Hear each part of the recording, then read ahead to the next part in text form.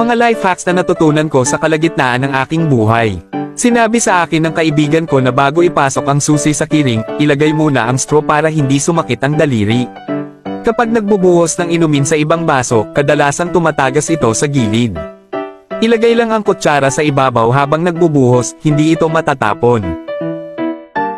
Para sa matatanda, narito ang tip sa pagpasok ng sinulid sa karayom. Kumuha ng maliit na papel, ilagay ang sinulid sa loob, at i-align ang dulo sa matulis na sulok ng papel.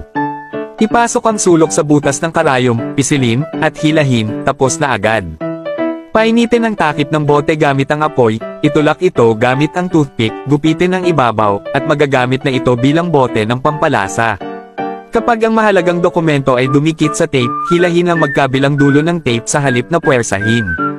Hindi masisira ang dokumento. Kung magkadikit ang dalawang mangkok, ilagay ito sa ilalim ng umaagos na tubig at mahihiwalay ito ng hindi nasisira. Kapag maliit ang butas ng bead, painitin ang dulo ng sinulid gamit ang lighter, gupitin ang sobrang sinulid, at idikit ang dulo gamit ang init. Magiging madali nang mag-thread ng beads, kahit maliliit. Pakuluan ng tubig, isawsaw ang kutsara, at lagyan ng mantika. Ibuhos ang itlog sa palayok at hintayin itong magbuo. Kapag buo na ang puti, ilubog sa tubig, perfect ang round poached egg.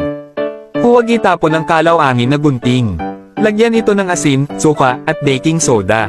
Ibabad ito at magmumukha na ulit bago.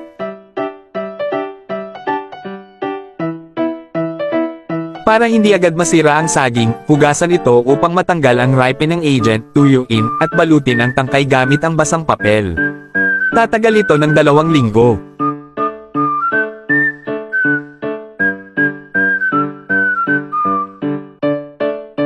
Batasan ang ilalim ng kamatis gamit ang chopstick, ihawin sa mababang apoy, at madali nang balatan ang balat. Gustong-gusto ito ng mga bata. Itupi ang straw, gupitin sa gitna, at gawing pantikip sa mga plastic na bag. Instant seal.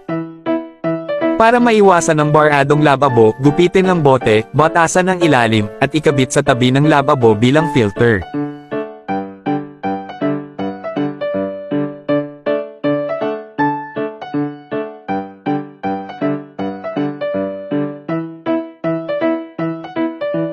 Para sa grain bags, gumamit ng simpleng magic knot na madaling hilahin sa 1 segundo. Kapag mali ang paglagay ng waterproof ring sa tubo, tiklupan ng tali, ipasok sa ring, at hilahin para maayos itong maikabit.